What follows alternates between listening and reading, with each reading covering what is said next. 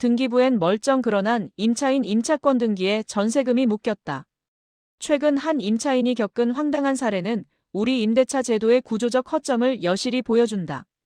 등기부상 아무런 문제가 없는 공실주택을 안심하고 임대차 계약했지만 뒤늦게 전 임차인의 임차권 등기가 갑자기 찍히면서 보증금 2억 원이 사실상 묶여버린 것이다.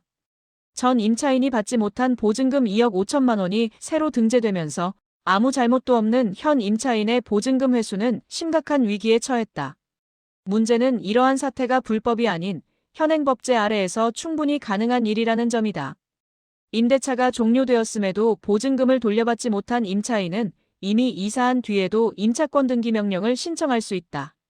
이는 주택임대차보호법에 명확히 규정되어 있다.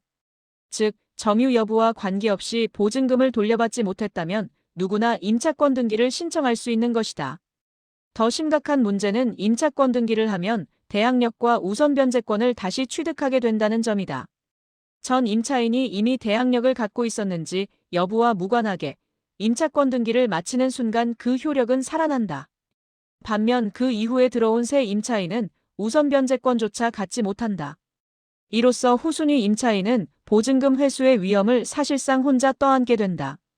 결국 집이 경매로 넘어가더라도 낙찰자는 여러 임차인의 보증금을 모두 승계해야 해.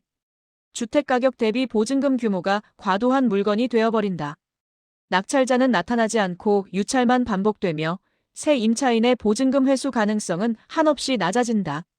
살 수는 있지만 보증금은 영원히 못 돌려받을 수도 있는 상황이 벌어지는 것이다. 이러한 사태는 단순히 한 임대인의 기망이나 도덕적 해이의 문제가 아니다. 현행 제도 자체가 악용될 여지를 제공하고 선량한 임차인을 무방비 상태로 내몰고 있다. 임차권 등기는 본래 보증금을 돌려받지 못한 임차인의 권리를 보호하기 위해 마련된 장치였다.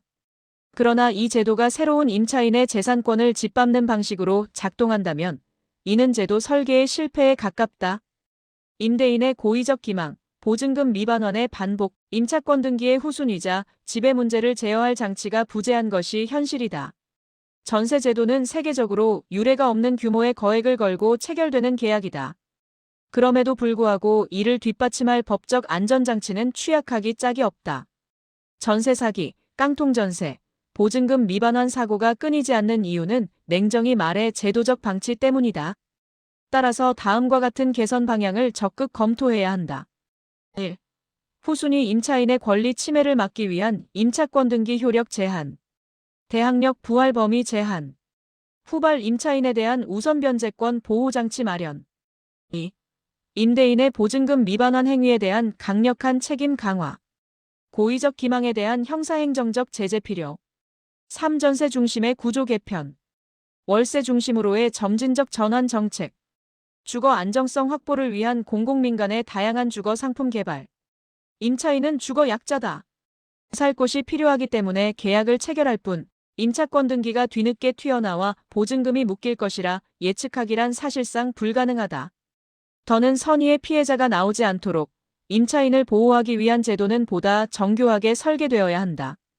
거액의 보증금을 기반으로 굴러가는 한국의 전세 시스템은 작은 틈만 생겨도 무고한 시민의 살 전체를 흔들 수 있다. 이제는 임대차 시장을 운이 아니라 제도가 보호하는 구조로 바꾸어야 할 때다.